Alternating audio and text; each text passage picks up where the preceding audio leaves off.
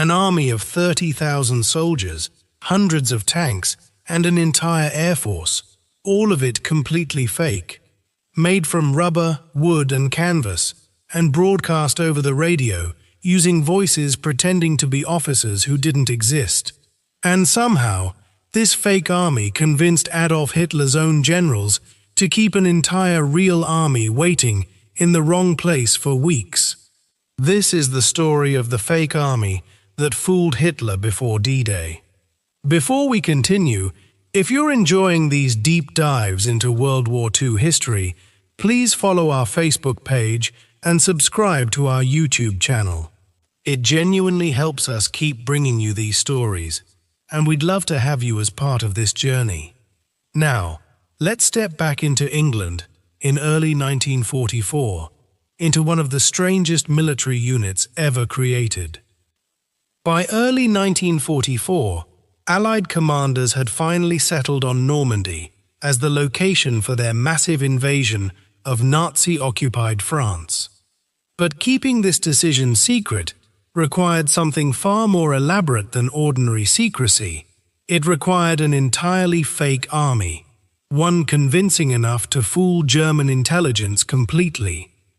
This fictional force needed a name, and the Allies called it the First United States Army Group, or FUSAG.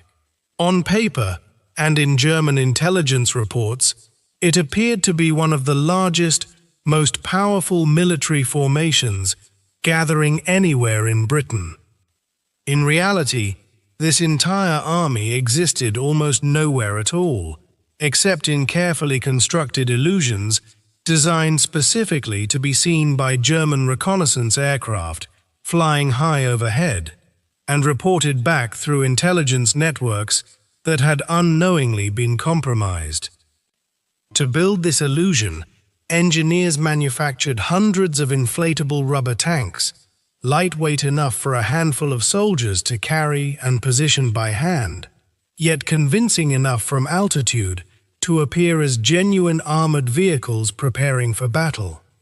From ground level, standing just a few feet away, these tanks looked almost comically unconvincing, sagging slightly, wobbling gently in the wind.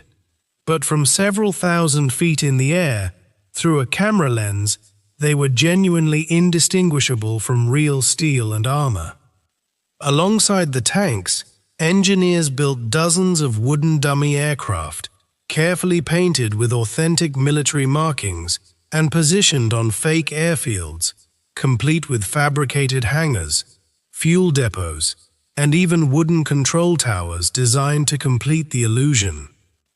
Canvas and wooden landing craft were constructed and floated in harbors along the English coast, designed to be photographed by German reconnaissance planes, giving the impression that an enormous invasion fleet was quietly assembling for an attack across the narrowest point of the channel. This entire fabricated buildup was positioned specifically opposite Calais, the shortest distance across the English Channel, exactly where German commanders logically expected any invasion to occur, reinforcing beliefs they already held, rather than trying to invent something from nothing. But physical props alone weren't enough to sustain a convincing illusion. The fake army also needed sound, real radio traffic, the kind that busy, functioning military units naturally generate through daily communication between different departments and command levels. Special radio units were assigned specifically to generate this fake traffic, sending realistic-sounding orders, supply requests, and routine chatter between fictional divisions, mimicking exactly the kind of communication patterns German listening posts had learned to recognize from genuine military formations.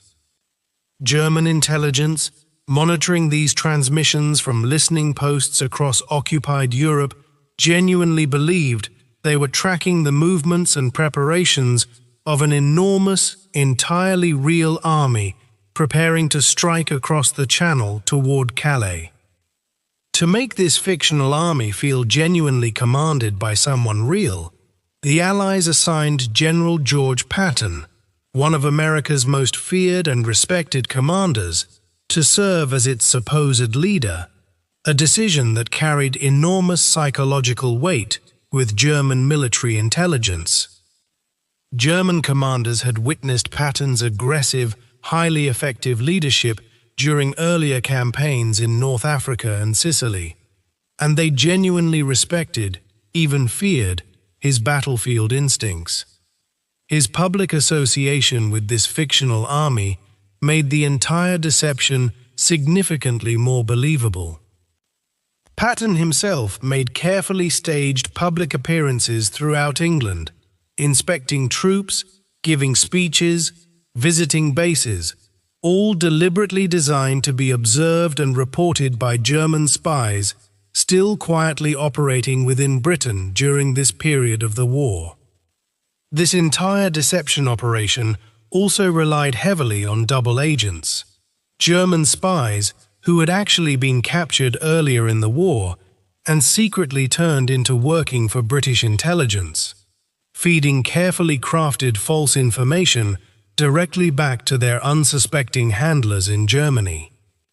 One particularly successful double agent, operating under the codename Garbo, sent extraordinarily detailed reports describing the fictional army's buildup, information German intelligence considered highly reliable due to years of previous accurate reporting from this same trusted source. German military analysts incorporated these fabricated reports directly into their official strategic assessments, genuinely believing they were receiving accurate intelligence, when in reality, they were unknowingly building their entire defensive strategy around information that was almost completely fictional. Even sound itself became a weapon in this deception. Special units used enormous speakers mounted on trucks to broadcast recorded sounds of tank engines, marching soldiers, and general military activity across open fields at night, adding another convincing layer to the illusion. Combat engineers, specifically trained in this kind of theatrical deception, became known informally as the Ghost Army, a specialized unit whose entire purpose was creating convincing illusions of military strength, exactly where none actually existed. These soldiers, many recruited specifically for their creative backgrounds as artists, actors, and sound engineers before the war, brought genuine artistic skill to their unusual military assignment, understanding intuitively how to create convincing illusions from limited, unconventional materials. When the actual D-Day invasion finally launched on June 6, 1944, striking Normandy rather than Calais, this elaborate deception faced its ultimate and most critical test. Would German commanders finally recognize the truth, or would they continue believing the fake threat remained genuine? Remarkably, the deception held firm even after the real invasion had clearly begun. Many German commanders, including Hitler himself, initially believed Normandy might simply be a diversionary attack, designed specifically to draw defenses away from the real invasion still expected at Calais. This continued confusion caused critical delays in German reinforcement decisions. Several powerful armored divisions, positioned specifically to defend against the still expected Calais invasion, remained held back for crucial days following the actual Normandy landings.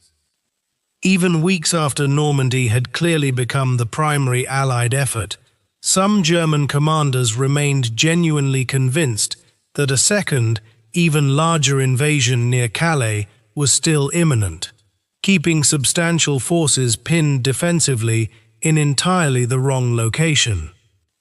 This continued misdirection provided Allied forces with crucial additional time to consolidate their beachhead in Normandy, bring in reinforcements, supplies, and equipment, and begin the difficult process of pushing inland through the French countryside toward eventual victory. The Ghost Army's soldiers didn't finish their unusual work after D-Day either. Throughout the following months, they continued their theatrical deceptions across the European front, simulating entire divisions to confuse German commanders about Allied troop movements and intentions. In one particularly notable operation near the Rhine River, this small unit successfully impersonated 2 entire infantry divisions, roughly 40,000 soldiers' worth of apparent military presence, using sound effects, radio traffic, and visual props to convincingly mislead German observers. Historians widely agree that, without the success of this elaborate deception, German forces might have concentrated far more effectively against the actual Normandy landings, potentially resulting in a much more difficult, costly, or even unsuccessful invasion entirely.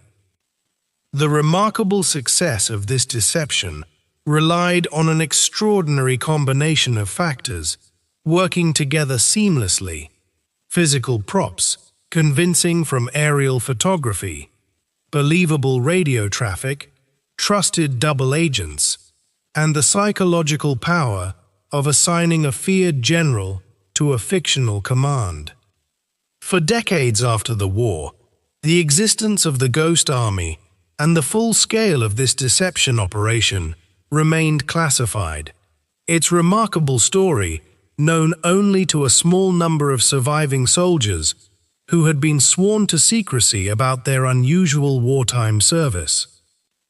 It wasn't until decades later that historians and documentary filmmakers finally uncovered the full extent of their contributions, revealing artists and actors who had once painted, sculpted, and performed for a living had instead helped change the entire outcome of World War II. Today, the Ghost Army is finally recognized for its extraordinary, unconventional contribution to the war effort, having received formal congressional recognition decades after their quiet, creative service helped protect thousands of real soldiers landing on the beaches of Normandy. It remains one of history's most remarkable examples of imagination and creativity used as genuine weapons of war, proving that sometimes the most powerful army isn't the one with the most soldiers, but the one clever enough to convince the enemy it exists at all. Thanks so much for watching. If this incredible story of imagination and deception surprised you, please leave a comment below, follow our Facebook page, and subscribe to our YouTube channel for more untold stories from World War II. Until next time, take care.